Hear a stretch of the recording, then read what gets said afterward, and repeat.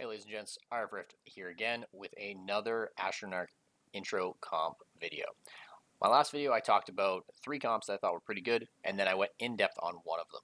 Today what I'm going to be doing is still continue with those 3 comps, and I'm going to be going in depth on a second comp. So last week I showed you guys Feel the Burn and went in depth on it. This week I'm going to be going on in depth into Zerk Gonna Give It To You. Now this comp is a little bit different and can be changed based on all items. So depending on what items you get, you can change this up many different ways. But this comp is going to consist mainly of the Berserker, the Druid, the Ranger, the Juggernaut, or the Ice Mage, and then last but not least, the Assassin. Now, as I said in my last video, the Assassin can get plunked into almost any comp because of the fact that he is hidden and he can just chill in the other lane or your other set of 4 and spit out damage. Now, this comp can be changed up a lot depending if you were playing it on Ascension 20, Corruption 20, or if you're just playing it on a Corruption below. This comp works really well if you're looking for your first Corruption 20 run because of the fact that you can, the combination of the Berserker and the Druid can basically get you through almost every act. So let's dive a little farther into this. So let's talk about our items. Now you're going to notice here that for these items I'm going to be using the Frostmancer in this setup, but I'll talk about a couple other units you could use in here as well as we continue through this video, because this, as I've mentioned, it's a super flexible comp. So first thing we want to worry about is our early focus on items. We want to focus on 80 mana and armor. You can also worry about some attack speed as well, but the first 3 you're going to want to worry about is 80 mana and armor. Reason why is because you're going to want to be able to get through the first act.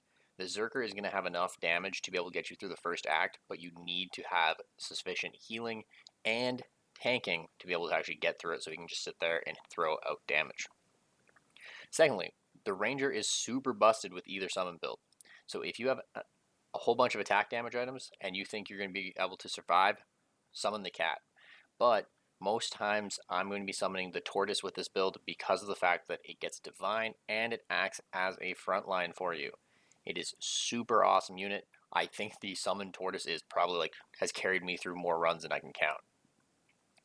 If you have no Frost, 4th character can be adjusted. If you don't run into any Frost items, don't worry about it. Just start looking at what you have and what you can build with.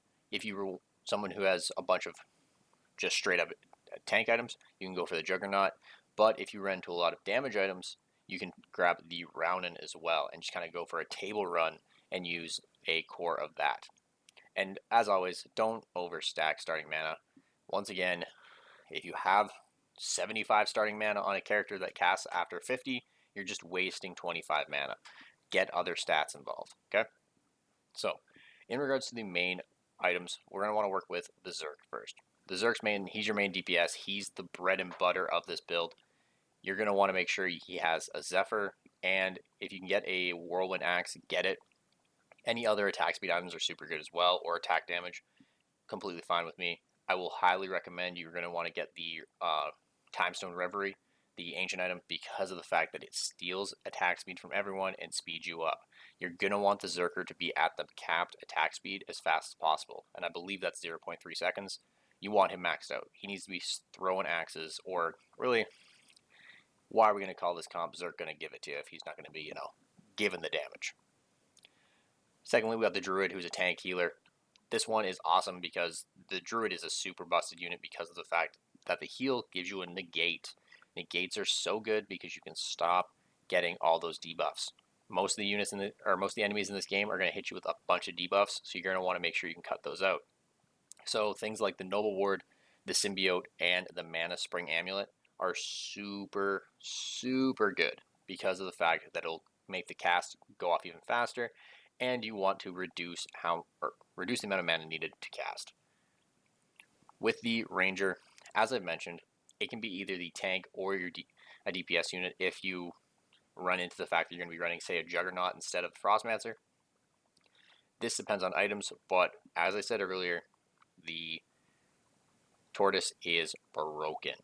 You're going to want to get early blue orbs on the Ranger and just let the Tortoise do his work. You can grab the Noble Ward, Frost Shell if you're running Frost. The Tower Shield is so good because of the fact that the Ranger will get the Fragile armor, which will get taken off every time it gets hit, but the tortoise doesn't. So the tortoise actually gets that as flat armor, which is great.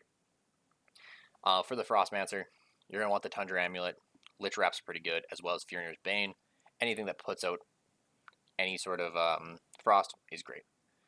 As mentioned in my last video as well, the Assassin, he's your secondary DPS, and you can just give him any random items you have. The Assassin does well with basically everything, so long as you don't just slap on a whole bunch of armor. You don't need that. Give him the attack speed, give him the damage, and any other random ancients. With our blue orbs, our ability orbs, this is the order I go with. Reason why is because if I'm running the Tortoise with the Ranger, I want him to have both blue orbs upgraded because the benefit in regards to his armor is so high. Then you probably want to like the Druid. If the Druid is going to be your main tank during Act 1, you can give the Druid the blue buffs first. It doesn't matter. And then after that, you can go from there. Obviously, Zerk having your upgrade abilities is going to be pretty good for you. The red orbs, this one you can make an argument for this one. Red orbs, I'm always going to be doing the healing actives first, so Druid is going to get both of them as fast as possible. And then you can make an argument if you want the Zerk buff or if you want the Frostmancer buff. That depends on your items. But personally for me, I'm always going for the Zerk. Just trying to get him as tanky as possible. Or sorry, doing as much damage as possible. Ancient items, Time Stone Reverie is the best because of the fact that it slows everyone down and it gets the Zerk to full on attack speed as fast as possible. Ragnarok's also really good because of the fact that Zerk's going to be attacking as fast as possible, so 9 attacks go really quickly, and he gets to proc that quickly. Then the Scimitar. Scimitar is really good because it can make your second DPS go off better. If you're running the Assassin, really good on the Assassin. It's also really good on the Rounin if you were to pull that in instead of the Frostmancer, or it's okay on the Frostmancer as well. More attack speed. Then there's the Mirror. That's good because obviously more heals. And then the Scourge and the Avalanche, both really good items if you're stacking the Frost or if you're just looking for basic debuffs. So let's look at the route tips for the Zerk going to give it to you. In regards to the route tips, it's pretty straightforward. Act 1, the early cave and woods are going to be your friend. Druid will get you through any of those fights.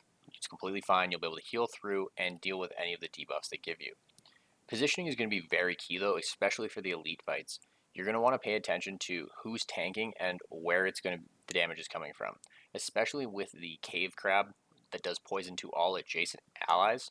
If you put the Druid by himself, he will be able to completely tank that fight no matter what, because of the fact that the negates will take off the poison. In regards to Act 2, you can start anywhere with any lane, but I'm going to tell you like I did last time, stay away from the alleys late. The animal fights in there are pretty crazy, and you do not want to be taking solid losses as you're progressing, especially getting close to that boss. And as always take the prize fight. The Scimitar or the Regala, too dang good. It just helps your comps too much to not take that fight. Act 3, hallways and dungeon are always your best bet. I'm always going to tell you this. Make sure you stay away from the garden. It is not fun. It'll ruin a run, and especially with how this comp is set up, if the Berserker gets nuked by something, it's going to cause you to not have enough damage. And always prioritize events, especially late game. You're going to want them because of the fact that there's always going to be things you need to get, especially the Interstellar Cellar. In regards to elites, big thing you want to pay attention to here is if you can, this comp will take all 9 elites. The only one you might want to worry about is your Act 3 elite, the Dungeon Master. Reason why is because that is a crazy elite fight, and if you don't nuke those slaves at the back off the hop, they'll cause a lot of damage. But Act 1, take the Cave Crawly Boy. You want to knock him out. He's easy. As I mentioned earlier, the Druid will just basically nullify him. The Jade Bear will be a little bit of a tougher fight because of the fact that he heals off your healing, but you should be okay with this. And the Time Warp Totem is fine as well. There's no big worries here. Act 2, you're completely fine with these fights. You can take all of them. Make sure when you're fighting the Undertaker to have your Zerker be able to take one full bonk. If he can't survive after taking one bonk, you're not going to be able to win this fight because you won't have enough DPS. Mama Rat, make sure that you have the Tortoise taking the damage. The Tortoise will make it so this fight actually is a flawless victory because of the fact that the tortoise will eat the chomp and you don't lose any morale for that. Act 3, all these fights are completely fine. I would say stay away from the Dungeon Master, mainly because Dungeon Master is just really good, as I mentioned earlier. The other two, though, you'll be able to fly through these without even thinking. Positioning won't be that crazy. So just to wrap this up and things to remember here. Try to avoid taking late fights in any act. I said this last time. It's not worth your time to take an extra fight, especially considering the fights at the end, right before the boss of each act, are usually harder than the bosses. Skip merchants if you don't have enough gold to upgrade. It's not worth your time. I know there's the new patch with a whole bunch of new items and you want to buy all of them, but if you're looking for wins, make sure you have enough for upgrades. Take time to set up your positioning, especially with this comp and with the tortoise with the extra summon. You need to make sure you're paying attention to how it works and make sure you are taking the time to set it up and using your brain properly. I know you're playing this game, you're probably going to be using your brain at all times, but slow it down a little bit. Don't just go on autopilot. And as always, always, always, always take the interstellar seller. So ladies and gents, that'll be it for this video running through Zerk Gonna Give It To You. I will be uploading a video of a highlight run of this comp soon.